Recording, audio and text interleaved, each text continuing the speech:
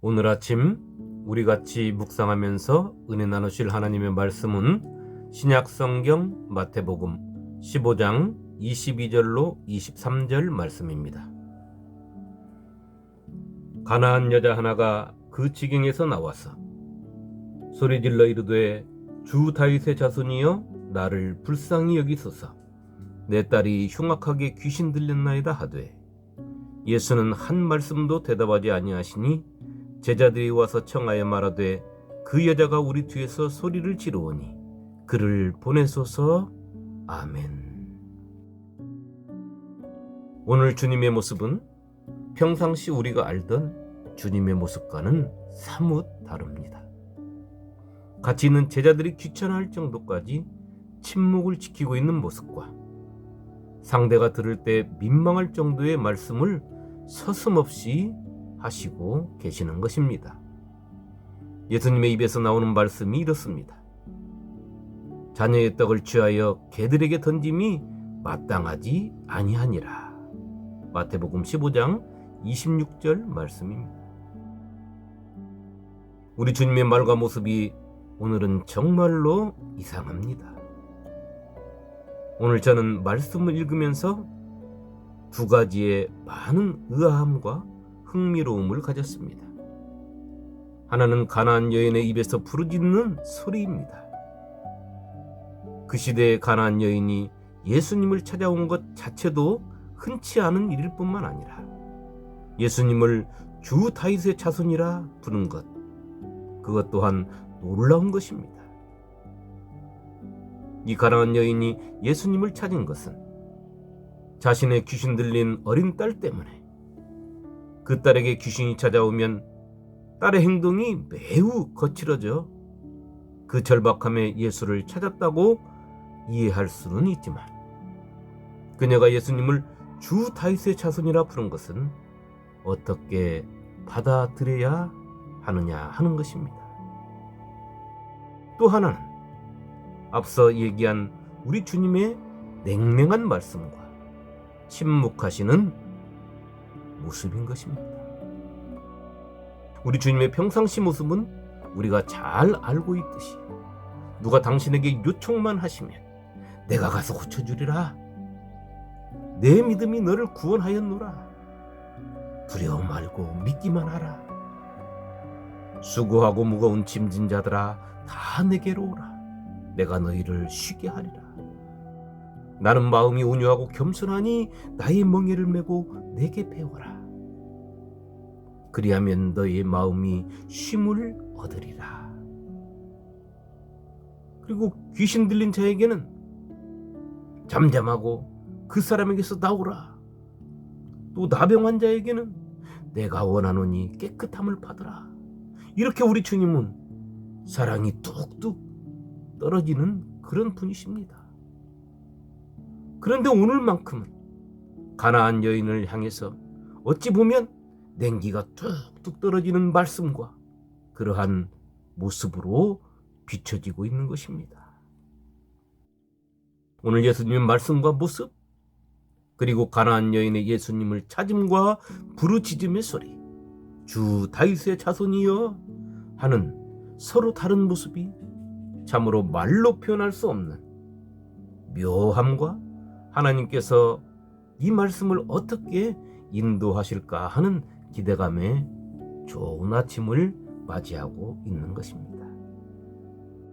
마태는 귀신 들린 딸아이를 둔 여인을 가나안 여인으로 기록하고 있고 마가복음의 마가는 좀 더 이 여인을 자세하게 알리고 있습니다. 마가에 의하면 이 여인은 헬라인으로 수로보니게 족속의 여인이라고 알리고 있습니다. 수로보니게는 페니키아를 말하고 있으며 오늘날 시리아와 레바논 해안지대를 말하고 있는 것입니다. 페니키아 초기에는 이 지역에 가나안 족속이 주를 이루고 살고 있었기 때문에 마태는 이 여인의 뿌리가 가나안이라고 말하고 있는 것입니다.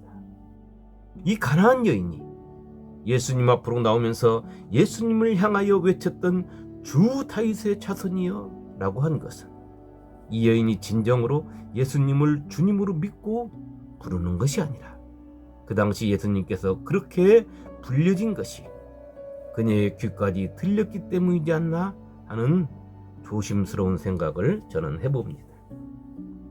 그러나 그 가나안 여인이 예수님과의 대화 속에서 주 다윗의 자손이여라고 외쳤던 그 소리가 믿음으로 바뀌게 된 것은 우리 주님이 그 여인에게 말씀하신 것에서 찾아볼 수 있는 것입니다. 예수님은 마태복음 15장 28절에 이렇게 그 여인에게 말씀하십니다. 이에 예수께서 대답하여 이르시되 여자여 내 믿음이 크도다. 내 수원대로 되리라 하시니 그때로부터 그의 딸이 나으니라. 아멘. 예수님께서는 이 여인의 믿음이 크다고 말씀하시지만 저는 어떻게 이 여인의 믿음이 커졌는가 하는 것입니다. 예수님과 이 여인의 대화를 살펴보면 이 여인이 예수님으로부터 감동을 받을 만한 말씀을 하시지 않고 있기 때문인 것입니다. 예수님이 자신의 딸을 불쌍히 여겨달라고 할 때 아무런 말씀도 하지 않으시다가 제자들의 요청에 말씀하신 것은 나는 이스라엘 집에 잃어버린 양 외에는 다른 데로 보내심을 받지 아니하였노라, 이렇게 말씀하신 것입니다. 한마디로 너는 나에게 이방인으로 나는 이방인인 너에게 관심이 없다, 이 말씀 아니겠습니까? 이런 예수님의 말씀은 이 여인의 마음에 예수님을 믿고자 하는 불씨를 꺼버리는 말씀 아닌가요? 만일 이런 말씀이 저와 여러분에게 들린다면 우리는 안색부터 변했을 것입니다. 얼굴은 불그락불락거리고 몸은 부들부들 떨면서 금방이라도 폭발할 것 같은 자세, 그리고 자리를 박차고 일어나서 입으로는 알지 못할 말을 뱉어냈을 것입니다. 그런데도 이 여인의 행동과 말이 참으로 가관입니다. 그 여인은 예수님께 그 말씀을 듣고도 절을 했습니다. 그리고 말합니다. 주여 저를 도와주소서. 그러나 예수님의 독설이 거기서 멈춘 것이 아니라 그 말씀은 또 이어지고 있습니다. 대답하여 이르시되 자녀의 떡을 취하여 개들에게 던짐이 마땅하지 아니하니라. 마태복음 15장 26절 말씀입니다. 그 여인을 대놓고 개라고 하신 것입니다. 예수님과 가나안 여인의 대화를 보면서 지금 이 시대의 목사와 성도 간에 이런 대화가 오간다면 가나안 여인처럼 참고 이겨낼 성도가 과연 있을까? 또 예수님처럼 진정 성도를 위하여 혹한 말 같은 생명을 살리는 말씀을 쏟아낼 수 있는 목사가 있을까 하는 그런 생각을 해봤습니다. 가나안 여인이 참으로 대단합니다. 예수님의 독설에 가까운 말씀을 듣고도 그녀가 예수님께 이렇게 대답합니다. 주여 올소이다마는 개들도 제 주인의 상에서 떨어지는 부스러기를 먹나이다. 이 여인의 말, 자신은 이스라엘 사람들처럼 주인의 자녀는 아니지만 그 주인이 집에서 사랑으로 기르는 개 같은 그러한 미천한 자라는 것입니다. 그렇기 때문에 예수님께서 그 집의 주인이시라면 예수님은 자신의 주인이시라는 것입니다. 그리고 자신은 그 주님의 보살핌으로 살고 있다는 것입니다. 이 고백이 가나안 여인의 고백입니다. 그 고백을 받아서 우리 주님께서 이렇게 말씀하십니다. 여자여 내 믿음이 크도다. 내 소원대로 되리라. 아멘. 이 가나안 여인의 처음에 외친 소리, 주 다윗의 자손이여가 예수 그리스도 안에서 믿음으로 신앙으로 자리 잡은 것입니다.